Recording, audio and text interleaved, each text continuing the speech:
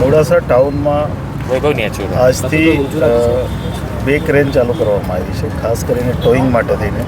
જે લોકો અડધું પાર્કિંગ કરે છે, જે મેઇન રસ્તાઓ ઉપર ટ્રાફિકના પ્રશ્નો થાય છે, એને માટે થઈને અગાઉ ઓલરેડી નગરપાલિકાએ અમને એક ટ્રેક્ટરની ફેસિલિટી આપેલી, પણ પ્રોફેશનલ ટ્રેન્ડ માણસો સાથે પ્રોફેશનલ જે ક્રેન ઓપરેટર છે એની સાથે અમે આજે એક 4 વ્હીલર માટે અને એક 2 વ્હીલર માટે આ ક્રેનની નગરપાલિકાના પ્રમુખશ્રી, અમારા ટ્રાફિક ટ્રસ્ટના સભ્યો અને અન્ય આગેવાનો સાથે આજે એક શુભારંભ કર્યો છે.